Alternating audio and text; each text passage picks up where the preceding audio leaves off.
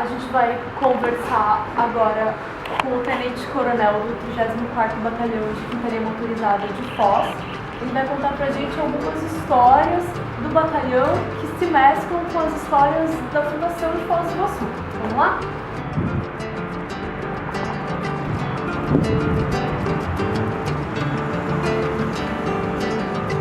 Tenente-coronel, conta pra gente alguma história que seja interessante do começo do batalhão, de como se instalou em Foz. Na verdade nem era Foz ainda, né? Não tinha um município aqui.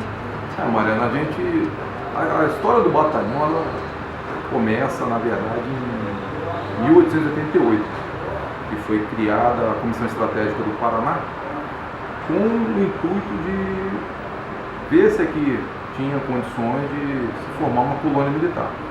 Então, em 88 foi criado, o pessoal se instalou em Guarapuava. Em 89, chegaram aqui o Zé Joaquim Firmino, que até acho que é nome de rua aqui em Foz, né?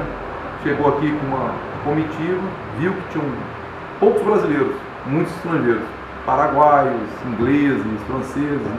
Argentinos, aqui na área, né? E voltou. E em 1889 foi criada e instalada a colônia militar do Iguaçu. Então, de 89 até 1913 foi a colônia militar. Então, nós demos, o Exército deu a base de sustentação e viabilizou a criação do município.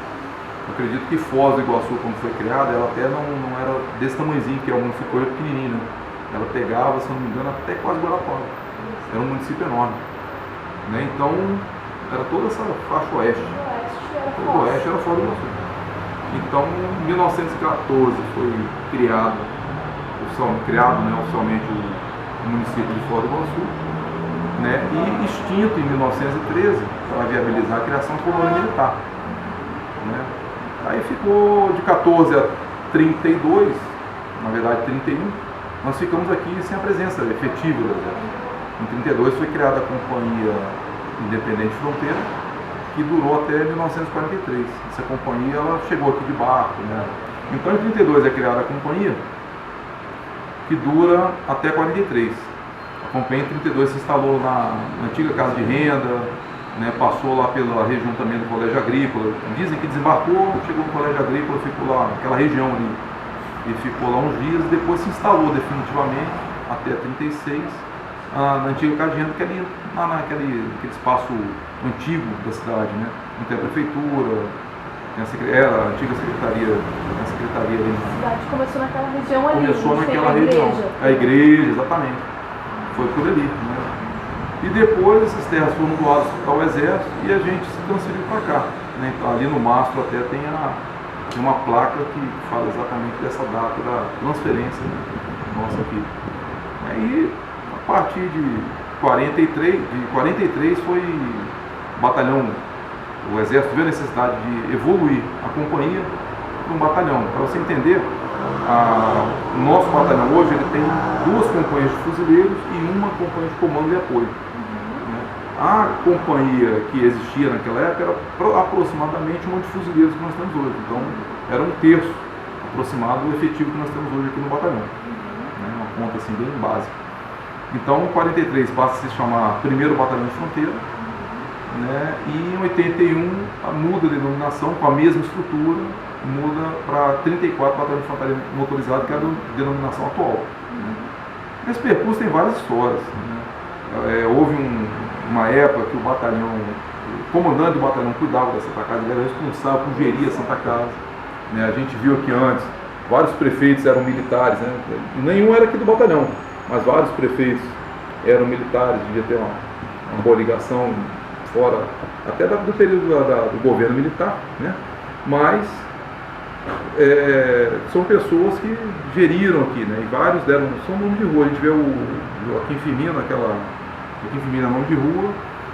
Tem uma que era do sargento José Maria de Brito, que é nome de rua também. Tem algumas outras ruas aqui em Foz. Eu acho que meu filho era um coronel do Exército. Os marechais também fizeram parte? Marechal Deodoro, Marechal Floriano? Não, acho que isso aí, o Floriano e Deodoro, acho que são mais pela história deles mesmo, né, que é a ligação aí com a República, né, esse negócio que eles participaram da história do Brasil. Né.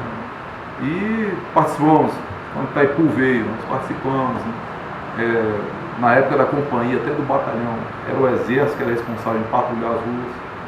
É uma atividade de muita bravura, né? De muita coragem. Até essa questão da Amazônia mesmo, um lugar de difícil acesso, onde eles estão, complicado, deve ter combate com uma certa frequência.